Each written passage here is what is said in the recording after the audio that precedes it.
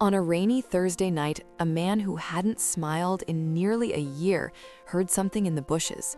He almost kept walking. He almost told himself it wasn't his problem, but something made him stop. And what he found? 5 soaking wet puppies with no mother, no shelter, and nowhere to go, quietly changed everything. For almost a year, Marcus hadn't really been living. He'd been existing. Waking up, scrolling through job listings, sending applications into what felt like a void, and waiting for replies that either never came or arrived with numbers so low they felt like an insult.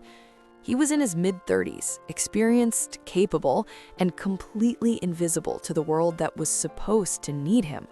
His mother, Sandra, watched all of this from across the dinner table every night.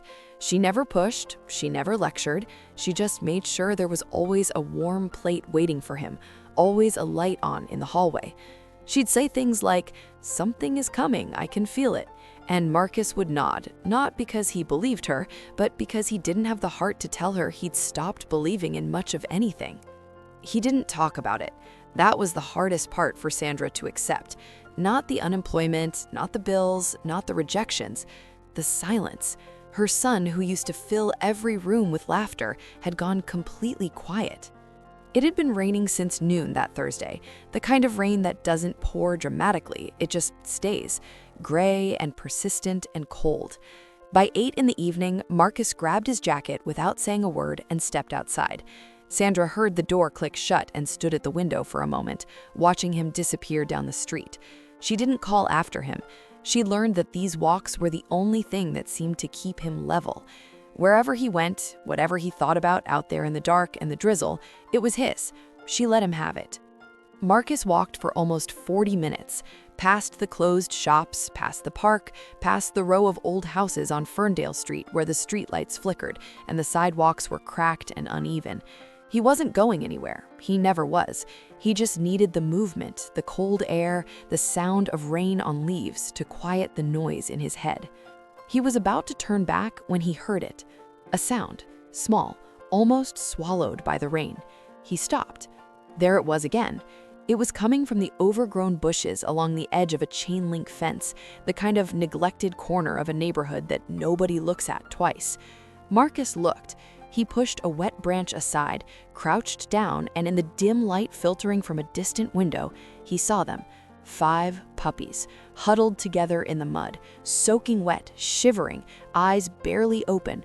No mother, no shelter, just 5 tiny bodies pressing against each other for warmth that none of them had. Marcus stared at them for a long moment. He looked up and down the street. Nobody, not a single person. He looked back at the puppies. What was he supposed to do? Leave them? He reached into the bushes. He didn't have a bag. He didn't have a box. He had a jacket. So that's what he used. One by one, carefully, he tucked each puppy against his chest, zipping his jacket around them as best he could. By the time he had all 5, he could barely zip it halfway. 5 small heads poked out from the top, blinking at him in the rain. He walked home faster than he'd walked anywhere in months. I see you still haven't subscribed. Honestly, that breaks my heart a little. Hit that button, you won't regret it.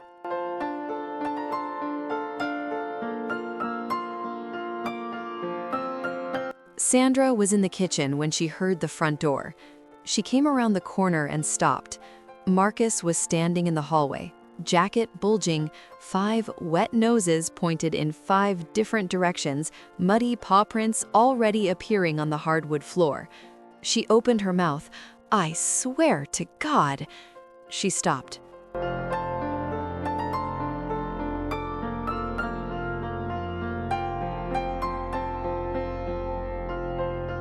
Oh my God. Her hand went to her chest. Where did you find them? Look at them, they're soaking. You did the right thing bringing them in. Come here, come here. Within minutes, the kitchen looked like a small rescue operation. Old towels pulled from the closet, the puppies spread across the floor, squirming, stumbling into each other, occasionally falling asleep mid-step.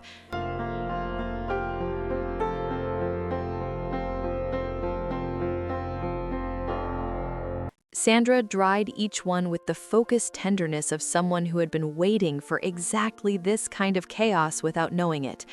Marcus stood in the middle of it, still in his damp jacket, watching. Something in his chest felt different. He couldn't name it yet, but something had shifted.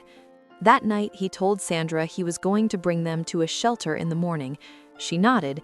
He set up a box with an old blanket by the radiator. He told himself he'd sleep in his room. He slept on the floor next to the box.